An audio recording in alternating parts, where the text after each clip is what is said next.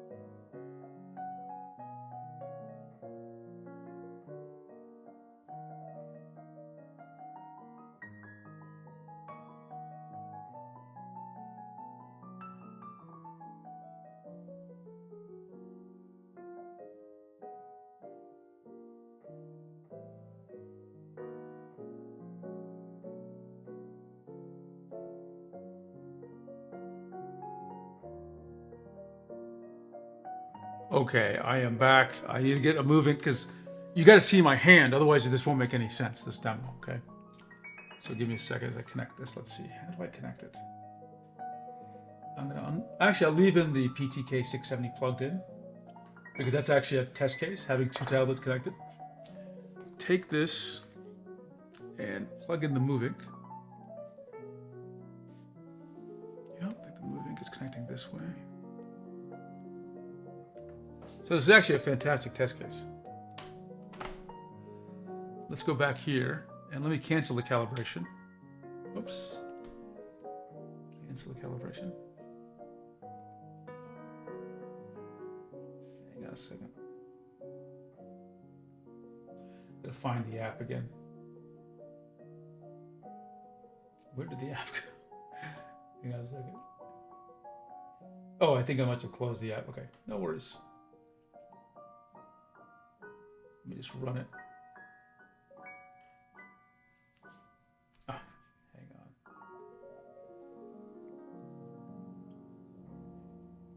on. I've got to do a little bit of changing around the display settings. It's Windows is just confused, basically. Short answer. So give me a second. I've got to identify, and then 3 and 2 should be merged. Duplicate on 2 and 3. Keep changes. Great. There we go. We're back to calibration. And let me cancel out of that. Okay. So for you to see this correctly, you got to see at the camera. Okay. So that's what we're going to do. We're going to turn on a camera.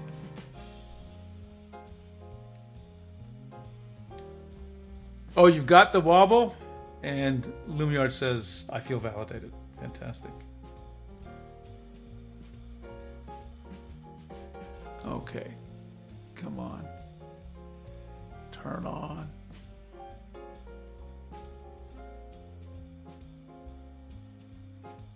I need to get a better camera here, one that's just faster. This one always just irritating me. Come on, turn on. There we go, turned on. Okay, so let's see if we can get... Let's see, I want the HDMI capture to be this thing.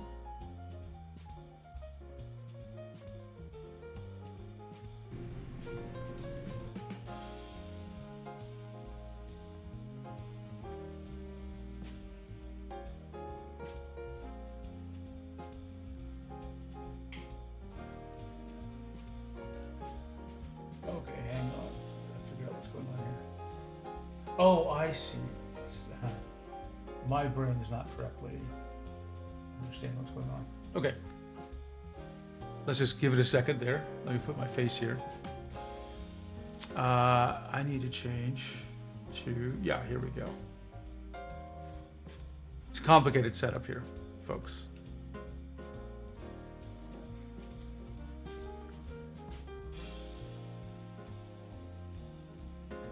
And I gotta zoom in. Probably I'll bring this closer to me.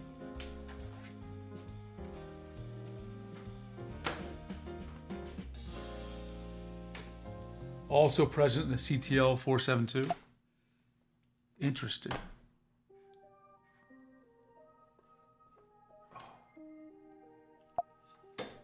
Okay, sorry, I know you're seeing my hands and moving things around.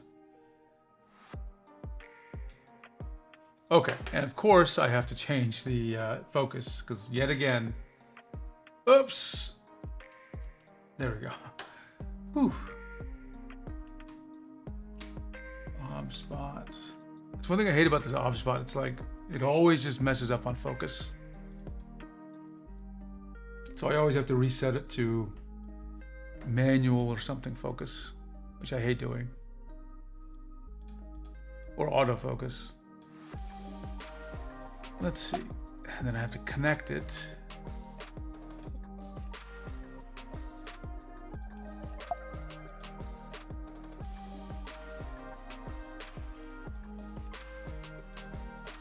Give me a second, almost there. I am going to try to get a different camera for these kind of setups because it's just so irritating to deal with the complexity of this camera. With its connection over Wi-Fi. It's actually a great camera, but like, I just need it to work and connect a bit faster and remember focus settings, or let me change the focus from the remote control. But it was more designed for kind of events, I think, like being in a lecture hall kind of deal. So this is not a normal scenario, I think, using it like an overhead. Okay, it's connected. Sorry for all the delay. Okay, and then I want to get to... Oh, I cannot believe this app's here. Image, and I want focus somewhere here.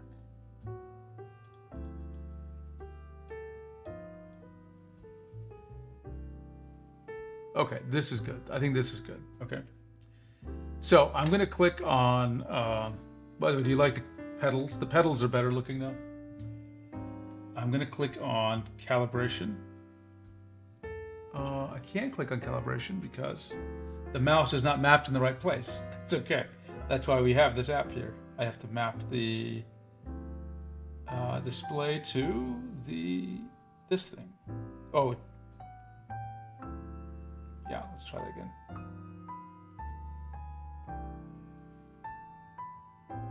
Okay, so the mouse, I think, oh gosh, hang on.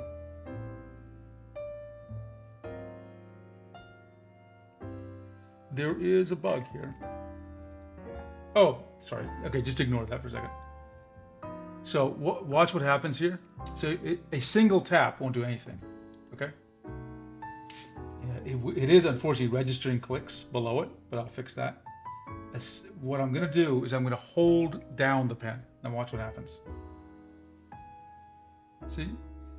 It's averaging out all those points. And if you want to stop it, actually, there's actually an undo here, right? And I'm gonna press it with my mouse for a reason which is not obvious. Okay, so you can undo, so you don't have to worry. In fact, even if I'm slightly off, I can just let off and it'll restart the entire process. See? So I connect one, and I connect. Okay, there is a mapping.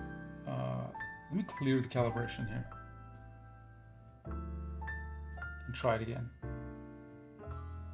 There's some kind of interaction bug here, which is a little off. Okay, but you get the idea. I'll have to solve what this bug is. I think it's because I restarted. I connected a monitor live. So another, little thing for me to deal with. But you get the point. Let me cancel this. Okay. And actually you can back up and restore your calibrations. So if you're happy with the calibration and want to experiment, you can actually export your calibration and import it back, right? That way you don't have to be afraid of trying a recalibration. If the recalibration messes you up, you can always, if you've already exported, you can go back to where it was, right? In fact, hey Google, remind me to explore the idea of a calibration history so that a user, if they've done a new calibration, can always go back to the old calibration, even if they haven't manually exported it before. Okay, so please take that as a follow-up item. I think that's actually quite a useful one. I have all these tablets stacked on my living room coffee table as a display piece. Nice. Throne of tabs.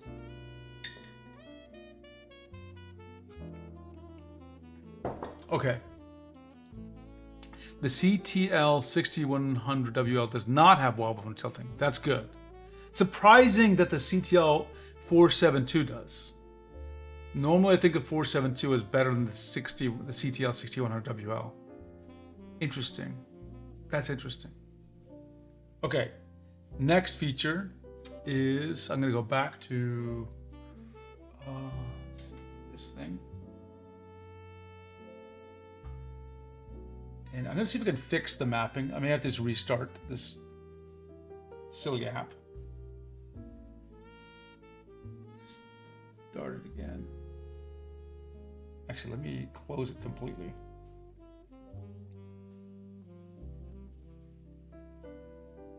Quit. I'm launching it in a weird way that a normal person wouldn't, so that may also be the cause. Let's see, is it tracking correctly? Presets, tablets, calibration. I'm gonna try calibration one more time. You can't see it the way I can see it, but we'll see.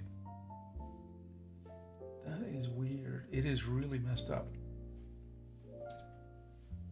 I'm gonna cancel this. Sorry, I know it's a little frustrating to see what I'm doing. Well, this is a lesson. Sometimes you try to do something cool and it doesn't quite work out the way you think it's gonna do. Google, take a follow-up item to re-enable the pointer during the calibration mode. And Google, take another follow-up item. There's a bug that during calibration mode, when you're clicking on calibration, clicks will actually go through the calibration UI and click on UI that's behind it. And that should not happen. The calibration UI should absorb all the clicks. Yeah. Oh, I know what it is. I know what the problem was. I think I was looking at the wrong tablet, number one. I had rotated the moving. So this should be it. That's what the problem was. So Google, take another follow-up action item. The calibration UI should explain which tablet is being used in the calibration. That will help. Okay, that's the follow-up item. Sorry, now I figured out what was going on. And why can't I maximize this? I don't know. I can manually do it though. Okay. Sorry for the complication here. Let's clear the calibration and start it again.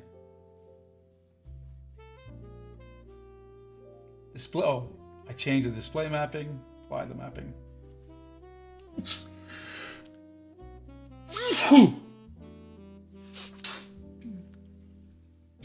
Google, take a follow-up action item that in the 3 tabs, display mapping, active area, and calibration, it's very important to highlight when we're not using a correct mapping. And that users should go back to the display mapping to fix it, or just fix it in line. Okay. So finally, for the 15th time, let's see if it works. Let's see. Okay, try it again. There's the red. There's the circle. Oh, let's see. Yes, it's actually working. Second calibration, third. Again, everything you saw was actually not a bug in the code. It was actually me being confused with how I configured things. But there are enhancements in the app that will help me. So there we go. And then we are done. We can accept the calibration, right? And if you look carefully, you can actually see it is correct. It is correctly doing the thing it's doing. And then you notice here, let me go back to this view. You can see it says, you can actually see the calibration report, right? So this is the 4 points and the difference in where I clicked versus where it thought it was going to click. And that's just useful in case, for debugging and things. But you can actually save this calibration, right? That way you can mess it up, experiment, and come back to it. Okay. The other thing this allows me to do is, how can I explain this? When you're clicking on the buttons, it's just recording the difference between where you're clicking and where it thinks you should be clicking. And the question is, how will it transform those numbers dynamically? And that is in this world called a solver. And the solver that's used is what is called an affine transformation. There are 2 other kinds of solvers. Now, the reason I mention this is, for me, I find that the affine solver works all the time. But for certain tablets, it may be that other solvers work better.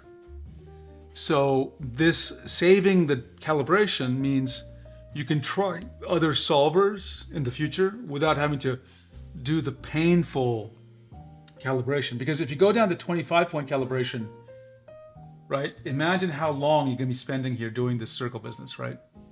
It's like this, and then number 2, and that can be a real pain. Also, exporting the calibration gives me some data that if you want to share it, I can help debug what's going on. And then we have tablet buttons. That didn't really change too much. Just that there's no buttons on this specific, for this tablet, the Move Ink. So this is where you get into a little bit of weird cases here. So why did it say the Move Ink has no buttons? I don't know, because I'm using it with a pen that has 3 buttons, right? It comes, in fact, with the Pro Pen 3. So, is that right? Yeah, it comes with the Pro Pen 3. So Google, here's a follow-up item. In Open Tablet Driver, why does the Move Ink 13 show that the pen, it has no auxiliary? Oh, sorry, my mistake. Scratch that, Google. This is tablet buttons, not pen buttons. Okay, presets. This used to be called profiles in the old OTA UI. I've renamed it back to presets, which is the Open Tablet Driver. Hotkeys, still the same. You have display toggle, right, with the hotkey, which you can switch to displays dynamically. And then you can actually have hotkeys assigned to presets. So I actually removed the feature where switching windows changes the preset.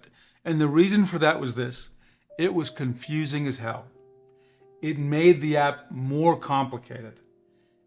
I think that's really, it was gonna make it even more complicated as more features get added. So I'm actually thinking I made the right decision in not having, so actually I should break this apart. With the way the pen works and pressure, I think it's the right thing that it doesn't change on the app. Now, there is a case to be made that the tablet buttons should change their configuration as part of which app you're looking at. So that, I think I have to think about that more. But for now, I just removed that feature because it was just complicated. It was just complicated. And I think there are better ways of doing it. I have to think about what those ways are, okay? And I have to talk to Open Tablet Driver team, right? Let's see, Scribble is it's still scribbling, right? You can still paint here. Hey Google, can you take a follow-up action item for me? When in the scribble mode, and I'm drawing in the scribble surface, I noticed that it's actually scrolling the right pane content, and it shouldn't be scrolling the right pane content ever. And I think that's because the scroll bar is visible, but again, it should not be doing that. So we need to find a solution there. That's the end of the note. Okay. About, nothing changed. It collapsed a few things. Settings. You can change the theme, right? You can change the card color to something crazier if you want to, right? And of course, change the transparency. Or just reset it back to defaults. Okay. Dev Tools is, if I turn it on, you'll see a new option here called Developer. That's for me, that assists with troubleshooting, okay, and doing things like taking screenshots. I'll show it to you. Shortcut, if you go here, it'll add a start menu shortcut for OTA, okay? So you can get there. And startup, it will actually, if I click this, it will auto run OTA, right? So kind of like the Wacom driver, if that's what you want. I actually just leave this off, but a lot of people expect this is something they'll pick, okay? And then in advanced, what can you do? This is all OTD stuff. You really don't ever need to go here. There's nothing, this is like, this is left here because for debugging purposes, as well as to make sure that I can easily get to some information rather than opening up Open Tablet Driver's UI directly. Developer, believe it or not, I can force issues. This helps test things like the Windows Ink plugin driver is installed, but I can fake it and say, hey, pretend it's not installed. If I go to home, now it says the plugin's not installed. So I can demo screenshots and So, oh, what will the UI look like if this condition arises? It's really useful testing. And if I click fix, that warning just goes away, right? Or it goes here. Okay. Actually, I'm gonna click fix and let's refresh.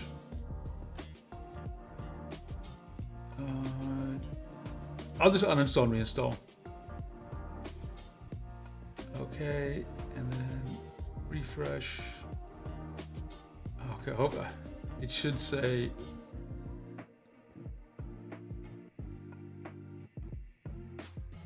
Yes. Okay.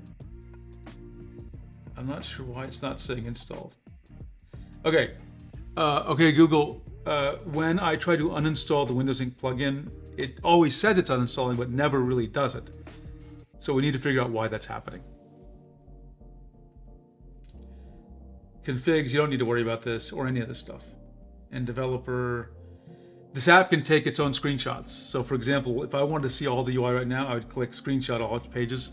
It'll just go to the UI and save all the screenshots. I can't tell you, but that's a huge time saver for me. Another thing is, it can actually deliberately misconfigure the app. This is again useful for certain weird situations that might actually occur to you. And then finally, it can actually go to specific window sizes, right? Like 1920 by 1080 or these kind of different sizes, right? Again, it's useful for testing or taking screenshots. So yeah, that's OpenTablet Artist. I think what I realize is there's a little more cleanup I need to do, especially when I'm doing things like calibration. Everything works. So Cami Luna, if you want to try, you like that, Cami Luna? I thought you might, because it is a real pain sometimes when you make an edit and you need to like update a document. Like, give me the screenshots. It's like, that's the same reason I added the error cases to force the errors, because it makes it so much easier to like, okay, to take a screenshot of an error without causing the actual error, which may require a reboot, right? So yeah, that was my lesson from Microsoft, is like, have the UI, if you can, be a little smart about itself.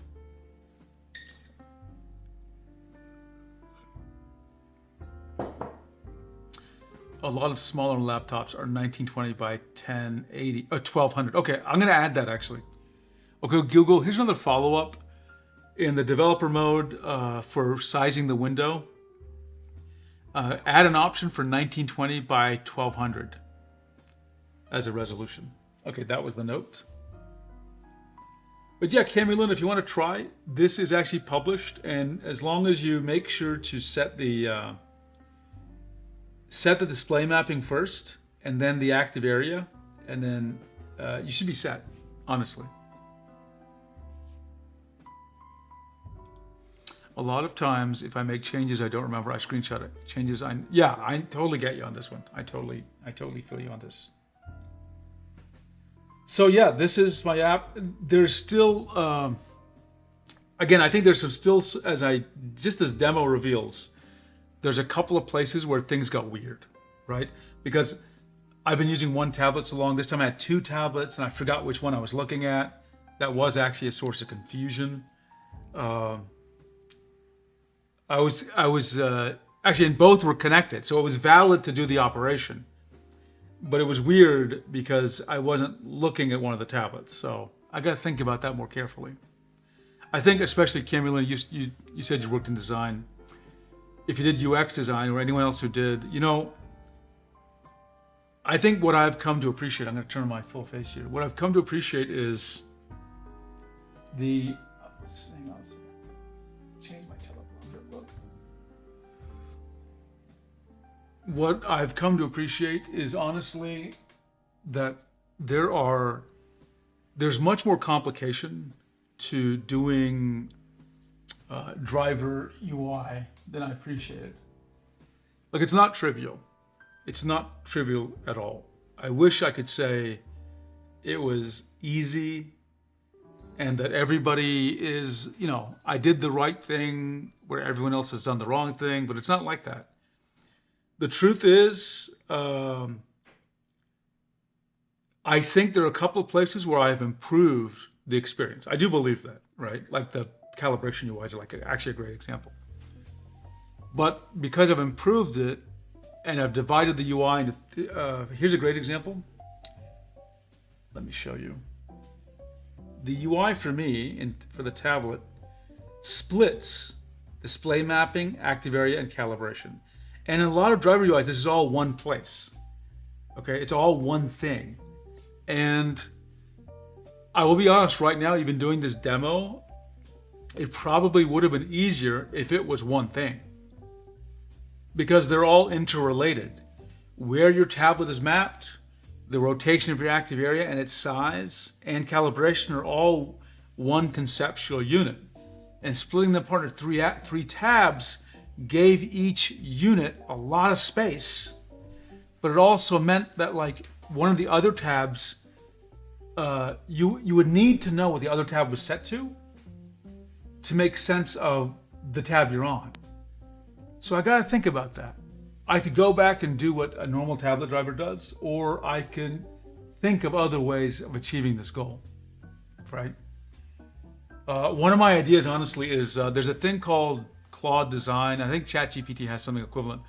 I want to explain this problem to them and actually see if they can brainstorm a solution. Now, will it do a good job? I don't know. Will it really understand the problem? I don't know. But I'm curious about it, right? The other thing I realized is I'm starting to realize, going back to switching between how the driver behaves depending on app, except for the tablet buttons and maybe the pen buttons, I'm starting to believe that's not the right thing to do. I think it is weird to have a different pressure curve. Remember, my philosophy of pressure curves is pressure curves should be correcting gross meaning major, not gross like disgusting, gross problems in your pen. And you shouldn't be using a pressure curve in a driver for artistic effects. You should not. So I think that's a setting that should not switch to different apps. I 100% believe that, okay?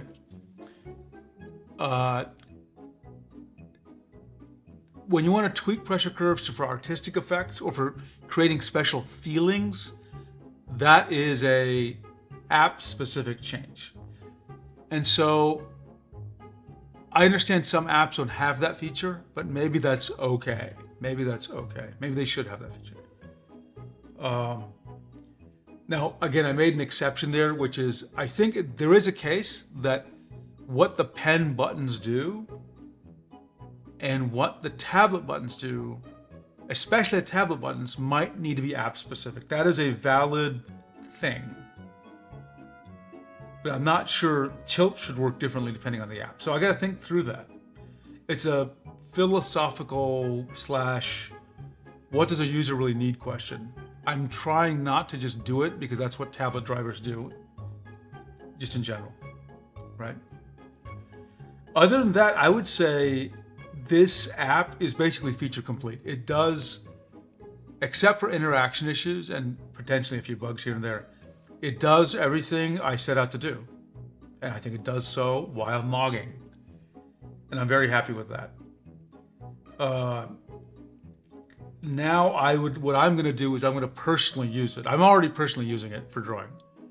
And I've been happy with it. But again, as I draw, I discover not even bug. I haven't actually found a true bug in a while. Like not a deep one. I found interaction bugs and few little rough edges. But the core of it is really Open Tablet Driver, and that works super solid. But it's about these other interactions and how they play. Most specifically, tablet active area versus calibration versus screen mapping. I think I gotta rethink those a little bit. Remember, I'm trying to do like one UI. My idea was to split the UI into 3 because focus on each problem individually.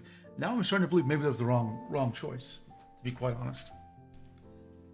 But yeah, that's where I'm at, and I'm pretty happy. This was 2 weeks of effort of vibe coding, and I've learned a lot. In fact, when I start my second channel, which is about communication and modern work, there's some lessons I drew from here. about AI that I want to, because this is all vibe coded, that I want to share, and how AI has helped me do this. Okay. In any case, if you have suggestions, let me know. Now is the time to do it, because I am really focused on improving this app. This coming week is going to be about refinement of experience, because the basic features are here. It works, and it works well when you're actually drawing.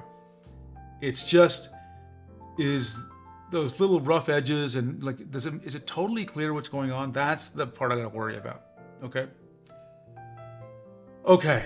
Gosh, I think we got through everything. Almost 3 hours. So that was my week. Okay, now I'm gonna wind down a little bit. I'm tired. Is there any news that came out this week that we need to cover? I don't think so. We covered the 2 new apps, Ciallo and Umoupen. Saul, you got a good question. What AI do I like the most, least? Oh gosh, you can get me in trouble. Okay,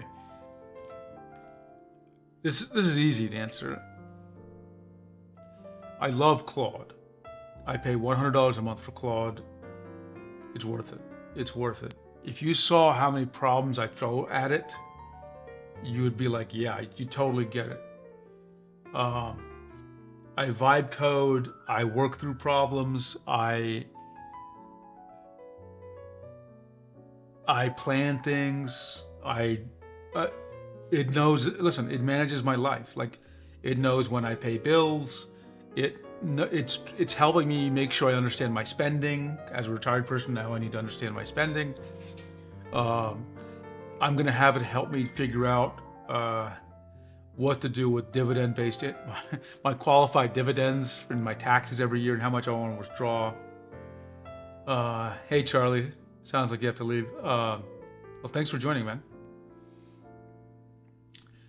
So at the top is Claude. Okay, now I'm gonna start. Okay, so what's next to Claude? Next to Claude is, right now for coding, Cursor. Cursor's fantastic. Cursor is fantastic. And then, but not as general purpose as Claude. So, but in terms, they're both in the highest tier for coding, but Claude's even better for just general purpose. Gemini so far has been a big disappointment. It's inconsistent. It generates bullshit output sometimes, just absolute nonsense output. I started a $100 a month plan with Gemini as an experiment. Hasn't delivered any of the cool features they said yet, which they promised a month ago, and it's still a bit early. The features it has delivered have been easily get into trouble spots. I'll give you a great example. I asked it, hey, listen, I want to take a walk. I want you to remember everything I'm saying, and then I want you to produce that as a document. Like, I want to at least write it back out as a document in the chat. Came back home, and I said, okay, you told me you could save this as a Google Doc. And then it said, oh, I can't do that. What are you talking about? I'm sorry about that. I can't do that. And I said, you told me you could. And then it switched voices, and then it failed to do it, and then it tried it a third time, and then it created a doc. I read the doc. The doc was complete nonsense. Like, it was about the topic we were talking about, but it was just hallucinating first of all, it was like one page, and I had been talking for like 40 minutes. And then it introduced topics I never mentioned. And I have a good memory for what I talked about. Absolutely unacceptable. And then I went on for another hour about, like, create the doc. Oh no, don't create the doc. Try just paste the text. It could not remember what we talked about. It just hallucinated things. Awful experience. So I'm gonna give it one more month. So I would classify that as C tier. Nano Banana is good. For images, it's at the top, but for just general use, super disappointed with Gemini. Okay? And that's $100 a month. You think for $100 a month, it would be like, jump, how high, sir? But no, and it fights me. It's like, well, I'm not going to do that. And it straight up lies. It straight up lies. It's like, oh, it says, oh, here's another example. Google made this big deal about Gemini Spark, which is an agentic system that's supposed to take actions on your behalf. Perfect example, right? Simplest thing it's supposed to do is send you an email every week, right? I have an actual Gemini task, and I go, look, take a look at Wacom's drivers, Huion. Tell me if there are newer drivers available. Look at Brad Colbo and TL and Tech. See if there are new videos they have, and put it all in a summary report and send it to me. Twice, and I said, do this every Wednesday. He goes, yes, boss, I'll do it every Wednesday. And now it's been 2 Wednesdays. Guess what? Each Wednesday, it didn't do it. Each Thursday, I ask it, okay, did you do it? It goes, yeah, I did it. I go, what? And by the way, the instruction is to email me and write a doc, like save it as doc. It outright lies. It goes, yes, I did do it yesterday. And I go, you neither emailed me nor did you create the doc. And it goes, oh, sorry, I was confused. I must not have done that. So I'm super disappointed by Google Spark. You can't, listen, if it's an agent system that's supposed to take action on your behalf and it can't remember a task to do it and then it lies about doing it, what good are you to me? Yes, Gemini Spark's in beta, but like really, come on. This is supposed to work. This is supposed to work. Really does not, it's not only bad, it reduces my confidence in it. Okay, so I'm gonna give it a 1 month, maybe 2 more months, then I'm out of it. I'm out of Gemini. Like, unacceptable. Yeah, you're fired. Exactly. You're fired, Gemini. Okay. Ciallo says the recently released GPT-5 Sol and Grok 4.5 may reach your S tier. Okay, so glad you asked. Let's talk about Grok 4.5 first. So Grok, everyone knows, SpaceX/Grok bought Cursor. So I tried the Grok 4.5 model with coding. Actually did a good job. I was very happy with it. I didn't try it for other tasks, but it did a good job.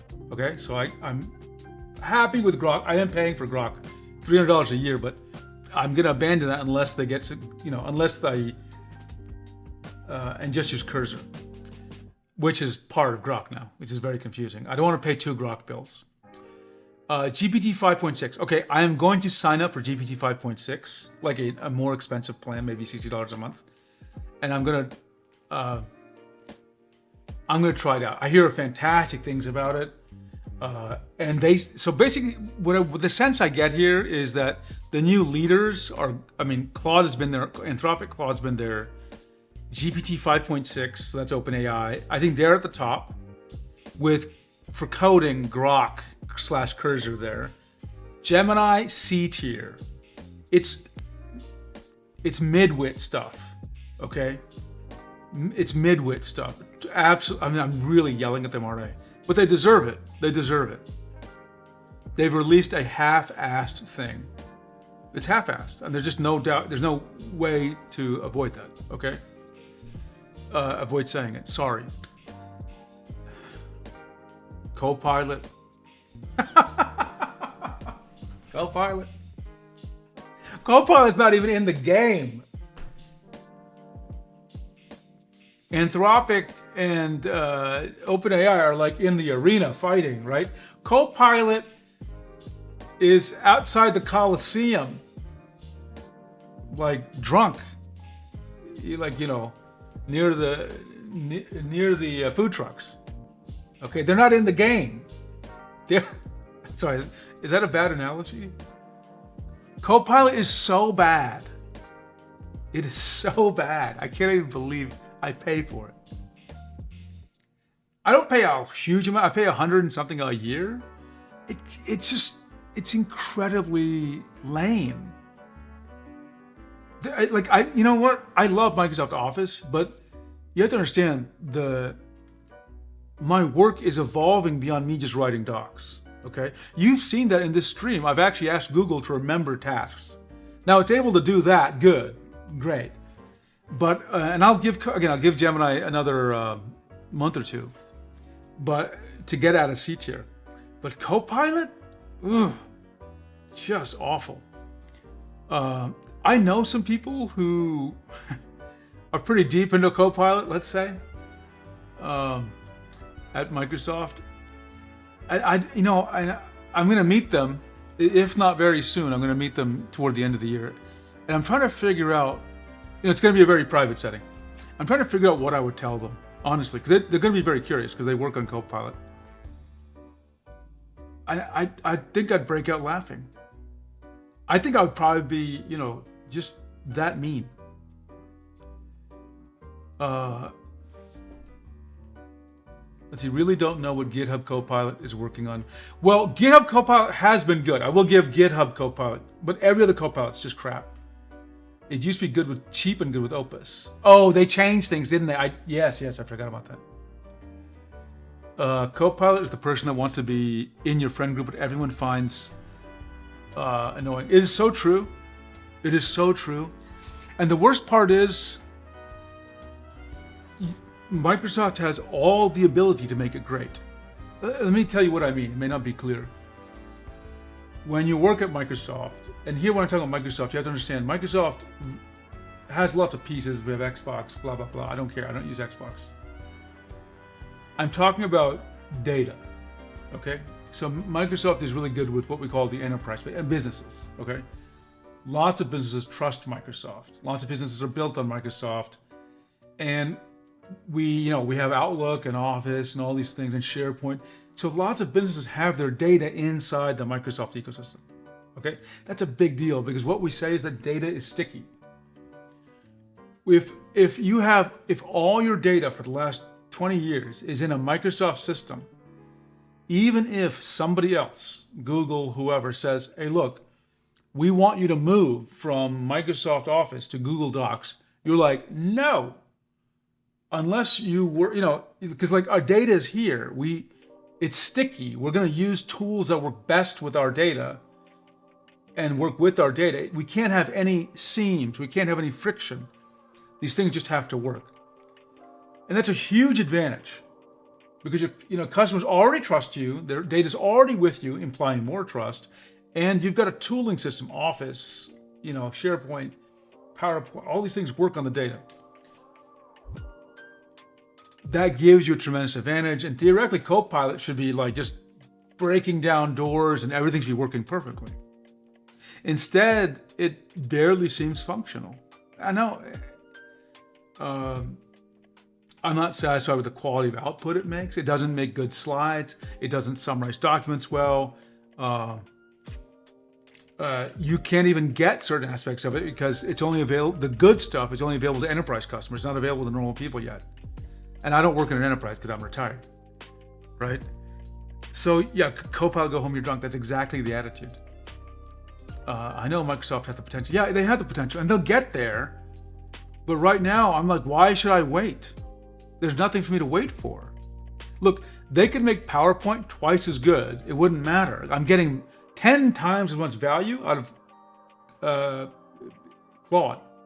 Let me put it in monetary terms for you. I pay something like 125 years for an Office 365 subscription. Okay, that means I can install on five separate computers the full version of Office. Okay, and it gives me a terabyte of storage. Also, because I'm on the family plan, I can also add 5 different family members. And each of them gets to use Office, and they don't have to pay for it. And each get a terabyte of storage. It's one of the best deals in the world. It is. It still is a good deal. A fantastic deal.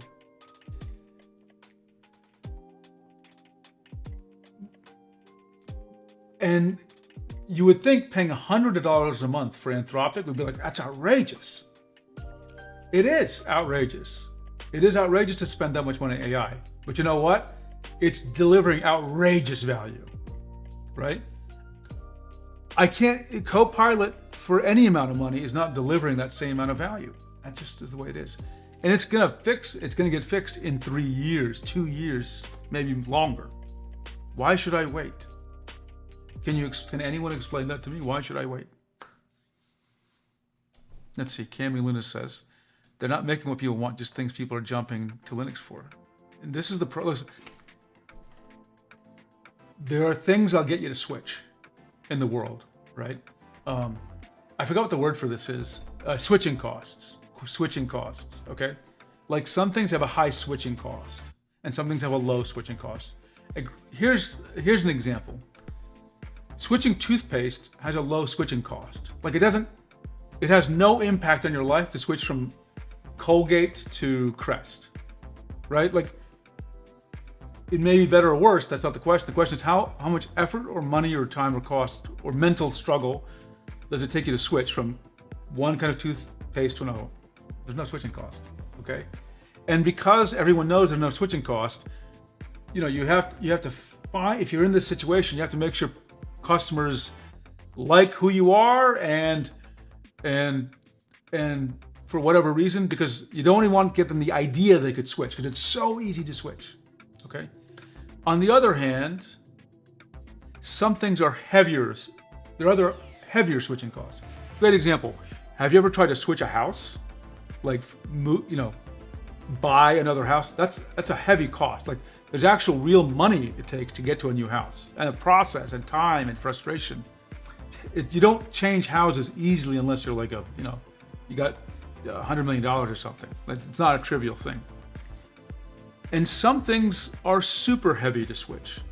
If your company switching all your data from Microsoft to Google is a big switching cost. It's really like, it's a moat kind of situation, right? Like it's protection. Like once they've got you in their world, you're not really motivated to leave. It's like the cost, it's like getting not to make light of any of these personal situations, it's like getting a divorce, right? You are locked in, and yes, you can change, but it's going to be financial, emotional turmoil for you to change. Okay, now that I said that, it is really difficult to switch from Office to non-Office, right? Because nothing's as good as PowerPoint for slides. Nothing's as good as Word for documenting. Trust me, I know. However, if the things you do are starting to become, just creating documents isn't very interesting. Doing other kinds of work is interesting. And that other work doesn't have to be done in PowerPoint. PowerPoint's only the slides are only the end product. And so if that work is moving up in the mental stack, and Claude can do that it's new work, it's a new kind of work, it's a new kind of working. And if Claude can do that better, there is no switching cost for me going from Copilot to Anthropic. And what there is pretty trivial when you think about the value Claude is offering over Copilot. Does that make sense? Let's see, Ciallo Paint says, can truly get 10 plus times productive working with a smart AI.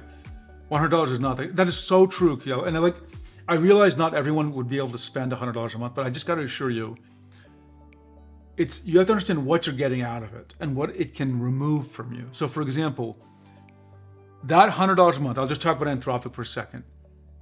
It has given me peace of mind. For the first time, like forever, I have a clear picture of how money comes into my bank account and leaves. I've never had that before and I didn't need to because I was working. I had a job paying me money and the money went to the bank and I spent some of it and I was just happy. I didn't have to think. Now I have to think because I'm retired. And that was a lot of, that creates a sense of panic when you don't know the money situation. It's very stressful, right? So Claude gave me peace of mind. It's like, I know how your money comes in. I know how your money comes out. Here's how we figure this out. That's worth it. It would have cost me a lot of money to pay someone to help me figure that out. Number two, there are projects I've been wanting to work on forever. And I had the interest, but I didn't have the time to learn every little framework. Suddenly all those projects are now I can just do and play with. And I don't have to spend months learning a framework. I can play with it now, and if it turns out like it's crap, I can just be like, okay, I'm not gonna stop working on it. So I bought back my time. I bought back weeks, months of effort. Fantastic. There are projects I gave up. There's a code base I started 20 years ago. I haven't updated it in 10 years. It's old C# code. It's got an old build system stuff. They would have taken me, I know this because I tried at one time manually 7 years ago. It would take me a month to go through all that code manually. Claude got it done for me in just a day. You cannot believe how much the productivity has improved for me personally. Sure, do I need to be paying $100 a month? No. In fact, probably I could pay 60 or 50 a month, and it would be worth it. It would be worth it. And I think this is what you're going to discover is that just as, I don't know what your phone plans are like. I'm sure most of you have a phone plan. In the United States, it can, at least because I am in the United States, it can be kind of expensive, like $100 a month. It's incredible to think that people pay for that much, but like they happily do it because they need their social media or whatever. And I think you're going to feel that way about AI. Pretty soon, no one's going to force you to pay for AI. You're going to want to because it gives your life abilities you didn't have before. And pretty soon, unfortunately, or not, people will expect it. When I say people, like, you're going to feel like you're falling behind unless you are doing it. There's an analogy we used to say in Microsoft, and it was called, you all know Windows, right? It was called, and I don't think we ever said this publicly. Like, it's not a secret. It was, we know, everyone knows we said this phrase. I think journalists even talked about it, so this isn't like a Microsoft secret. It was the concept of Windows as a dial tone. Now, this was a statement that was made when you paid for a CD, right? And the idea was like Windows is a service that's always on, and you're sort of paying for the ability for Windows to do whatever the hell Windows does. You might think of this as a subscription. That's a very related concept. But with a subscription, it's probably easier to see what value you're getting, right? AI, you can think of AI as an intelligence dial tone, right? And it's a weird concept to think you're going to pay some amount of money every month for an amount of intelligence. But you're going to see that intelligence is going to help your life. Seriously. And you don't have to be a coder, by the way. You don't have to be a coder. Perfect example for non-coders. I took German for about 18 months back in college, over 30 years ago. Every now and then I try to relearn it. And I asked OpenAI, they have a new OpenAI live voice thing. And I said, okay, listen, I want you, and I sort of have been a teacher, let's just say that, okay? And I have almost like a minors in linguistics. So I have some sense of how to teach something, and I have some knowledge of German, obviously. And I said, hey, listen, I need you to reintroduce me to German. And I've tried this a couple of times with different AIs, and they've all struggled. This was the best experience I've had yet. It was so patient. It was able to do things like, okay, we have a complex sentence, and I would start speaking. I'm like, oh, I forgot the middle part of the sentence. And I go, and I would just say it, like, I go, blah, blah, blah. Oh, I forgot this. And go, okay. Then it would say, okay, just focus on the first part. Okay, now here's the second part. Repeat this. It was so patient with me. And it was able to take a sentence and break it apart into smaller pieces without me asking. So it displayed, I hate to say this, intelligence. It displayed something that you would normally have a tutor for. And that's a great sign for me, because I think we're going to see a lot of education come that way, a lot of self-education especially. So anyway, that's a lot of my AI ranting for you all. I hope it makes some kind of sense. I still got to start that second channel, don't I? Let's see. Oh, Camulina has a comment. I'm playing around with OpenTablet Artist now. A suggestion I have, which I'll mention is related, is the option toggling tablet between Windows Ink and Absolute Mode.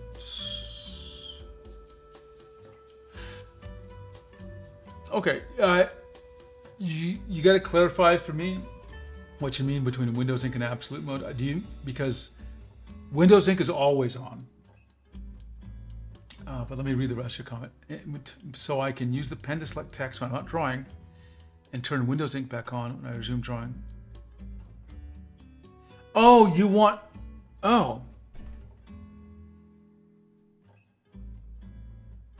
Okay. I hadn't considered that. I hadn't thought... so let me make sure I understand. If Windows Ink is on, something's not working for you. Is that correct? Interesting. Yeah, okay, you posted in Discord, I'll take a look. That's interesting. Yeah, listen, I'm here to make it work for people who actually need it to work, okay? And so I'll take a look at that. Okay, everyone, I've been going now for 3 hours, 15 minutes, a little bit over. It's been a fun stream. Again, we ended with another AI rant for me, of which I'm sure you'll see many more from me. Thanks for your patience, and I will be streaming again soon. So in the main OTD window, there's an absolute mode, relative mode, Windows absolute. So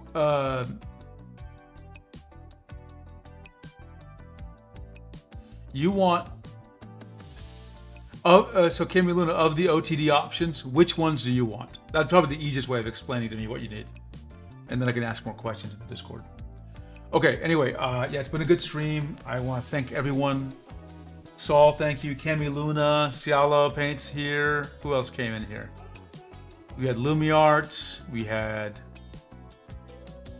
I don't know if any of you remember a show called... Sorry. There was a kid's show where the teacher would say goodbye to everybody through the TV. Goodbye, Sally. Goodbye, Johnny. And like... I don't know how she got the names, but it was kind of special. She's talking to the audience. I just felt like that. Okay, let's see who else. I just don't want to miss anybody. Pluzzing was here. Charlie Martian left earlier. Oltic was here. And then Superward actually started. First comment. Okay. Everyone, have a fantastic night. And again, I will be streaming again soon. Stay perfect.